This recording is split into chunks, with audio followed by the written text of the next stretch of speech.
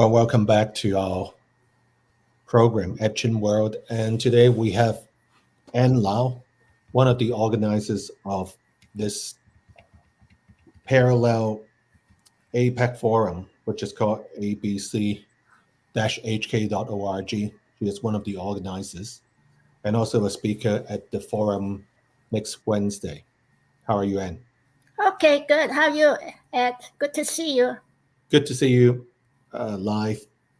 Now, maybe before we start, we did this introduction of sorts of this one-day event last week with Daniel, also one of the speakers and organizers.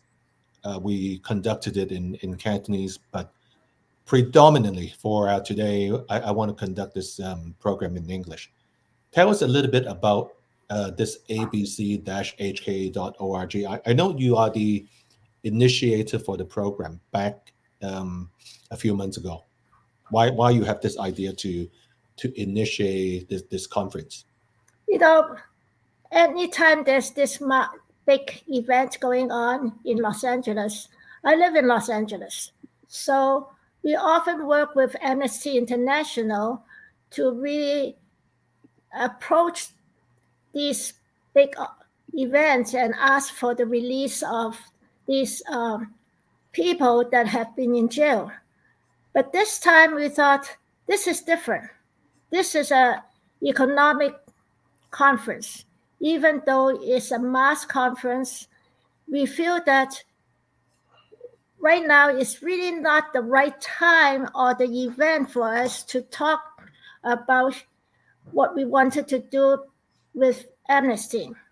So looking at the event, at the APEC event and all the topics that they are covering, we figured that it would be right time for us to tell Hong Kong the problems that are facing all the businesses that are trying to do business or invest in Hong Kong. So from that point onward, we figure we probably want to start a parallel conference right in the heart of Moscone Center. Our purpose is to tell Hong Kong officials all the problems that are facing these businesses. So we went on and figured, okay, we will ask Northern California groups that live in near San Francisco to help us to organize this event because we live in Los Angeles and it'll be really difficult for us to go to San Francisco to actually organize it. In fact, that's because we approached them, we have been able to really help, gotten a lot of the help. And of course, we originally even contacted you at first and asked, hey, Ed, are you interested in this event? And you are one of the first that said, yes, you are very interested. So we thought, great, Ed is going to join us, and we are so happy that you really want to be part of this proceedings and this parallel conference. Well, you mentioned it is not the time to ask for amnesty. Now, people have different views about definitely the enactment of the national security law, and if you read the ticker underneath, I know you can read Chinese words, right? Traditional Chinese, no problem, right? So some of the names are recognizable, right? You also run the Visual Arts Guild, right, which has been in existence since 1985.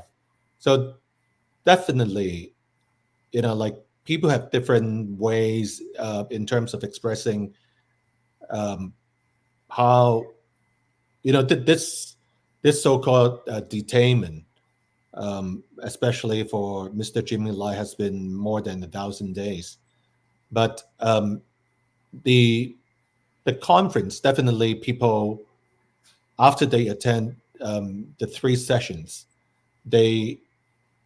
what kind of message do you want to bring out of it? I mean, is there like a group message, or is it something that let people think, because this is more like a business, as you alluded to earlier, business and finance conference, right? So it's having like a unified message that important, or it's something that people should reflect on afterwards. Because otherwise, if you run a so-called a parallel APEC conference, are you in line, in sync with the Hong Kong government, or you are saying, hey, NSL, it's the national security law is it's bad, but some people want really just to abolish, really to function of the so-called the NSL. Um, so, what is your individual feeling to it? I know this is a tough question. I mean, we all speak freely and independently. What is your thinking? During our event in June, okay, we Visual Artists Guild actually gave awards to different people in Hong Kong, especially Jimmy Lai, for, and we presented him and to his son with the Champion of Freedom of Speech Award, and we have presented each year awards to different people, and as I think 2 years ago, we also presented the Champion Freedom of Speech Award to other people in Hong Kong.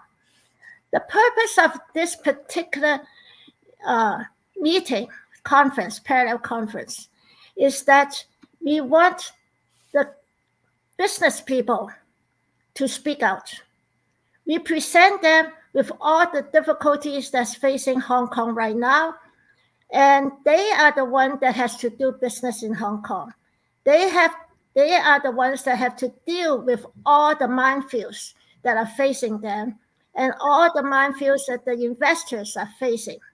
So it's when we invite special people, particular people in academic and also in other non-government organizations to present their specialists on these views, then we think that it is up to the business people to tell Hong Kong, wait, what you are doing in Hong Kong with the national security law would make it very difficult for us to do businesses.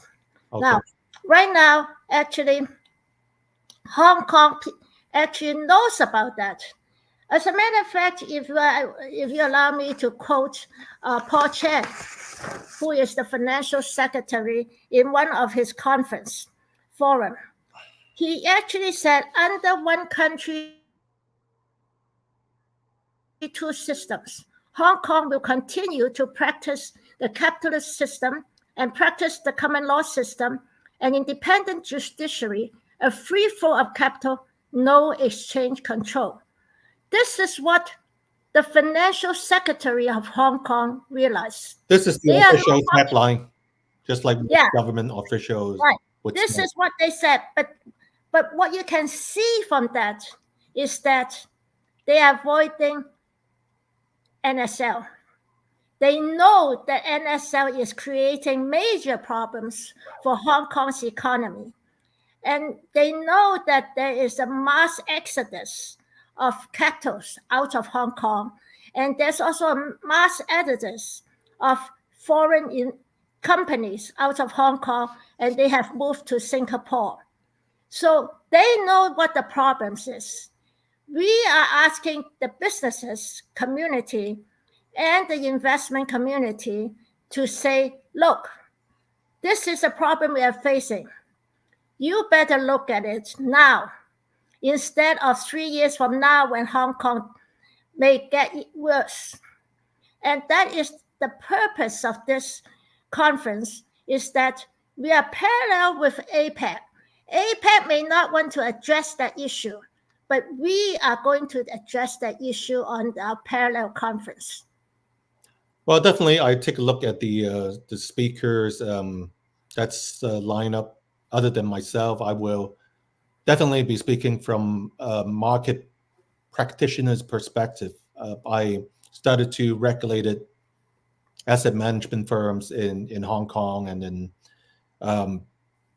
I also have helped people to incubate hedge funds in Hong Kong from a regulatory perspective. So I know the difficulty when people see this enactment back on June 30th, 2020. So it's been more than 3 years now. And then, of course, there's a capital outflow and all that. But I find it is also quite difficult because it is more landing on like deaf ears, so to speak. I have a co-host on my show at Eds Work. He is former member of the Political Consultative Conference, Lao Meng Hong, right? Liu Mengsheng, which is a very vocal. He is considered to be a loyalist, but also a strong defender of one country, two systems. And a lot of people know that this so-called two systems, it's kind of gone. It's false pretense if we say that the two systems is still intact, which is not the case. In terms of choosing the speakers, right? Maybe we can tell a little bit more. I know what I will talk about. How about you?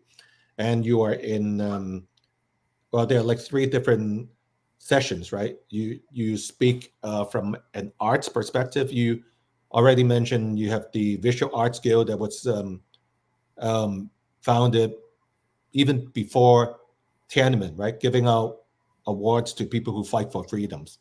So what would be your main content on Wednesday next week? I will talk about what happened with Hong Kong. I will talk about what Hong Kong was, and I will, compare what was in Hong Kong and what is happening now in Hong Kong. And basically, I wanted people to really understand it is very important for Hong Kong to have this right to freedom of speech. And it doesn't really apply to dissidents. It applies to businessmen too, because it's businesses who need this transparency and the right to speak so that they don't want to be always worried about, okay, am I saying something right or I'm saying something wrong? Will I be violating the national security law? They need to have that freedom of exchanging information, exchanging data, exchanging what they really want to do in Hong Kong. If they have this NSL on their head and they are not sure exactly what to say, it's very difficult to do businesses there. And so it is up to the businessman to say, look, I really needed to know what is going on with NSL. And I really want to know that what I can do in order not to get myself in trouble. Well, I guess most people know, but I talked to another person who is in finance, and again, it's someone that I invite quite regularly. He thinks that all these conferences actually is good for schmoozing, and whether anything can be done, whether there will be, like significant impact, difficult to say. But then having something going on, having someone to voice out the concerns is better than nothing, because the APEC conference definitely it's about doing businesses, but without addressing, as you alluded to earlier, the risk of doing business in Hong Kong and also China now. Arbitrary detention, um, freezing of assets. These are just a few. And then if you talk about Hong Kong, just take a look at the ticker below. These some of the names are well known. They could easily be the next chief executive or people in high government officials. If Hong Kong is kind of still intact, but it's not. They are in detainment. How about the other speakers on the list? There are like three different sessions, maybe, and you can just give us some color on who will be speaking and some of the institutions, maybe, or individuals. You know some of them, right? Well, within our session with you and me, there is also Fred McMahon. He's from the Fraser Institute. Fraser Institute is the organization that every year it actually basically give out what is the freedom, economic freedom index for these companies. Now, although news reports said that Fraser Institute was still rating Hong Kong, but that as number 2, but actually that's not true. They only rated one of the items as being still in Hong Kong that is free, and that is the transportation of finances. Other items that constitute economic freedom, Hong Kong has already gone down. So in effect, Hong Kong really is not in the number 2 positions. Previously, it had always been in the number 1 position. So why is Hong Kong being rated down? Fred McMahon will explain every items regarding that index.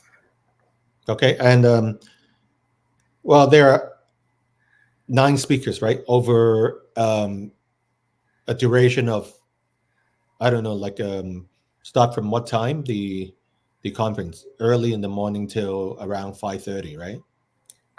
Right now, actually, I don't know exactly what the time frame is. The person who is responsible for it will still have, and anytime people register, I think he will send them the exact time of each conference. So I am not sure exactly what is determined. Okay, so is this conference viral? What do you mean? Most conferences, like the Asian Financial Forum in Hong Kong and the World Economic Forum, some of the the conference, they are broadcast live. Is this like a live event, like or is it like well, definitely more like a in-person event, right? Is it more like a hybrid thing, or is it something that you have to register for? And how many seats are there? First of all, you have to register for it. So that's the website of abc-hk.org. You have to register for it. Second of all, it is an in-person event. Now, some of the speakers, they may not be able to be on site, so they will be speaking from remotely, but the entire proceedings would be on site. The reason being that it is important for people to be there so that they can have a person-to-person communication, and they can also have question and answer. It's very important for us to get that person-to-person interaction so that people will feel very much invested in these proceedings. A lot of times, there are so many programs that are online. People are inundated by these online programs. If we put it online, we will be no different from any other online virtual programs on YouTube. So in order to get people to really be in person, be personally invested in these proceedings, then that's why we need to be in person rather than an online proceedings. Well, I kind of think quite differently from you, because I take a look at the Hong Kong Miss Pageant. Of course, they're like like real audience sitting inside an auditorium. People compete for like number 1, right, spot, so to speak, right? And then they are broadcasted live as well. But it's okay. I mean, people can have different opinion on how things are conducted, but at least for now we have 100 100 seats, and then they are filling out quickly. That's true.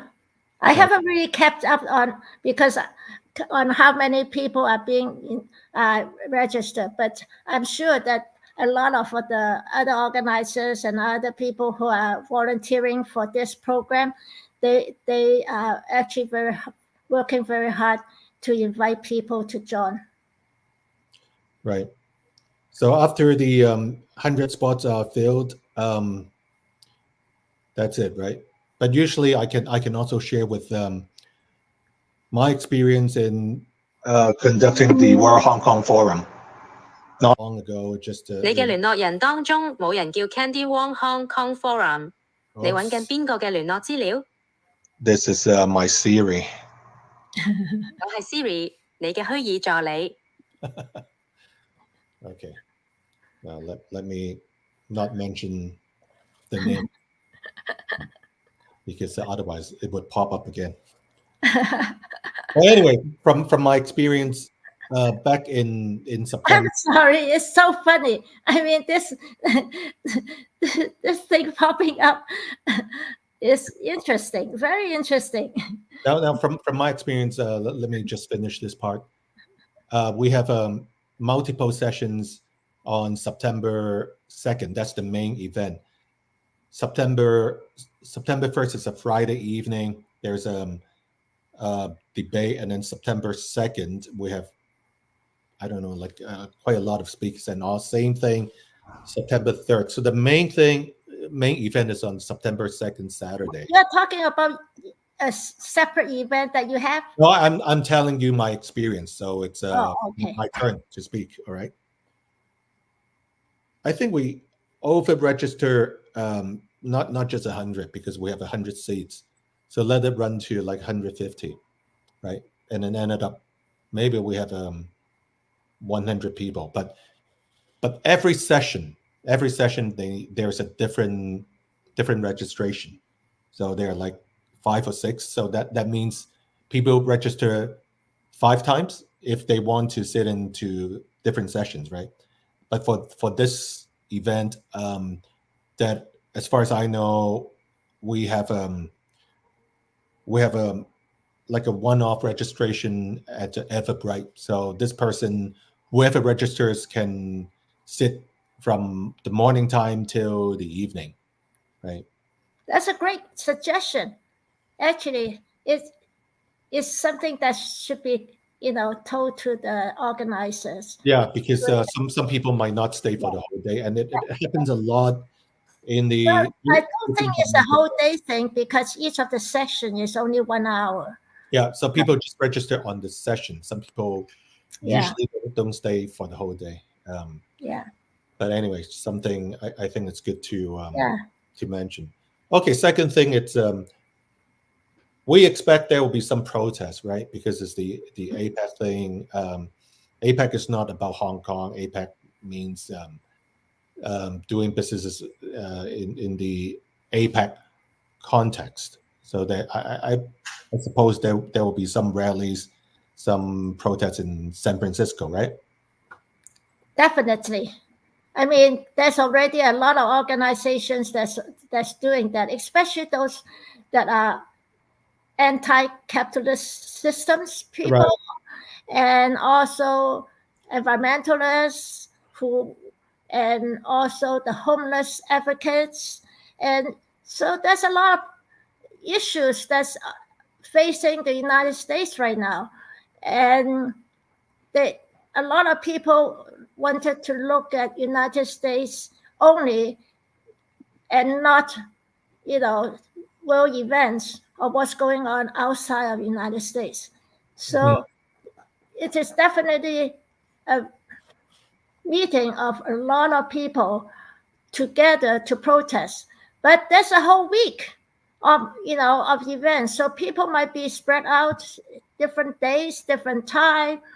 So we don't really know exactly. But our event is really inside the security zone of the hotel.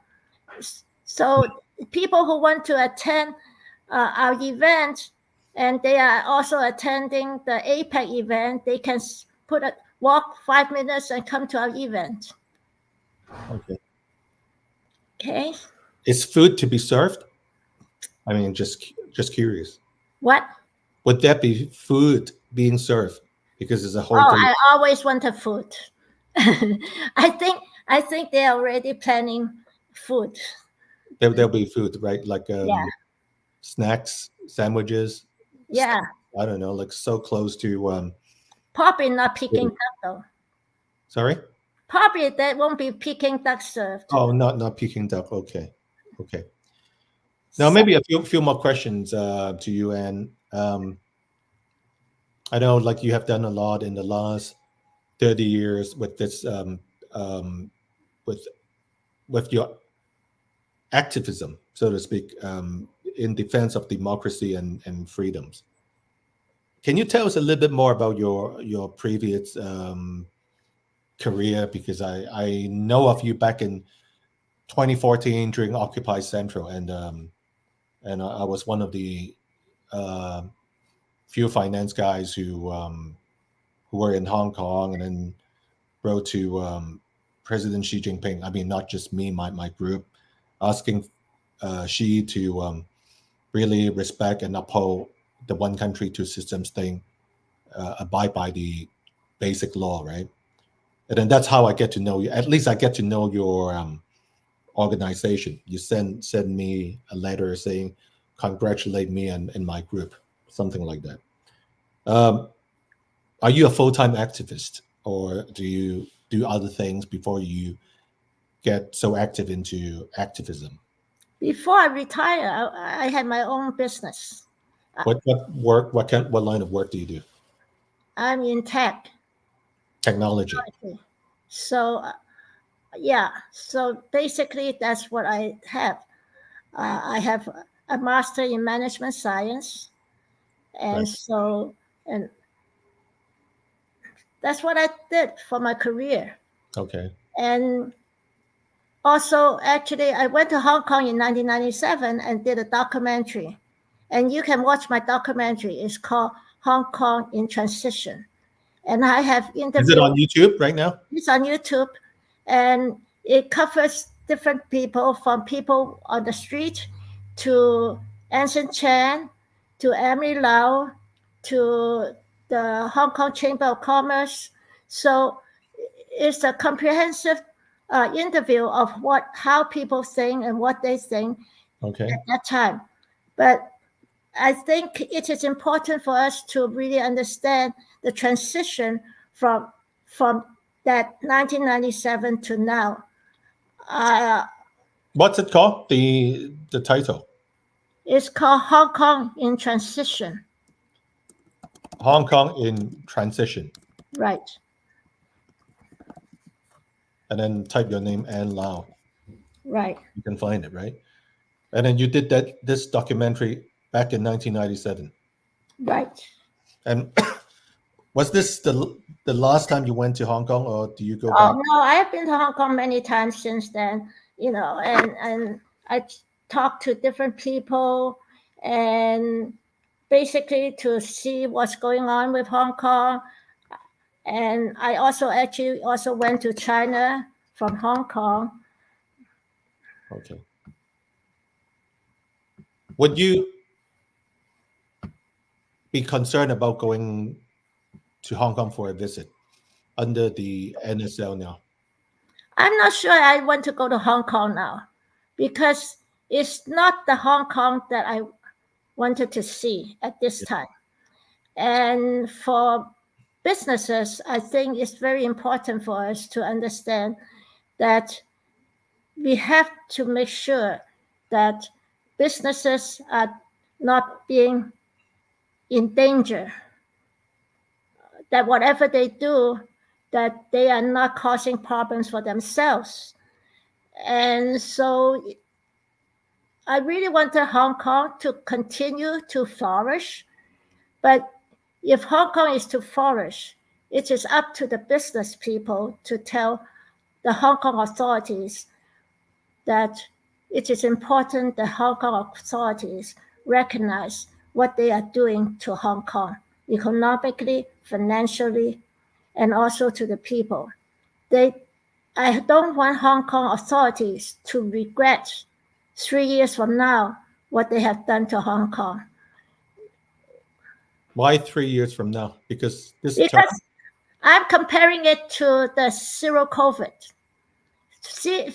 Zero COVID was, promoted so much that Beijing actually, got everybody to get tested instead of being vaccinated. And still, what happened during the zero COVID carries on now into China, and the economy still hasn't recovered. So is Hong Kong going to recover 3 years from now if it continues like this? This is what we have to think of, and this is what Hong Kong authority has to figure out. Definitely, to me, like Hong Kong will go back to normalcy very easily if those who are detained they are released, and if they can have really competitive way to just to contest for seats in the legislative council and also the district council. Now pretty much it's you have to go through what we call the 3 different levels and get the nomination from different groups, right? And then it's just like climbing Mount Everest. It's very difficult. For the district council actually is gone, and then you have to be a loyalist. You have to be a patriot. And then the extreme makeover, people know it's changed. So I don't know whether I hope 3 years from now, Hong Kong will be better. But I have faith. I believe in prayers. To be honest, you definitely almost need a miracle to see the so-called transformation, because this is more than surreal to me. Let's end it this way. Horses, like what is said when it is said to Margaret Thatcher, horses are still going to run, stocks are still trading, dancing is still dancing. Okay, what it was said, 马照跑，股照炒，舞照跳. Let's end it this way. We want Hong Kong to be like that from now on. I think this is what Deng Xiaoping talks about. Is it Margaret Okay. Thatcher? Thank you. Not Margaret Thatcher, but Deng Xiaoping. Well, he said it to Margaret Thatcher. Yeah. Anyways, let's for those who are watching this one last time, please you can sign up.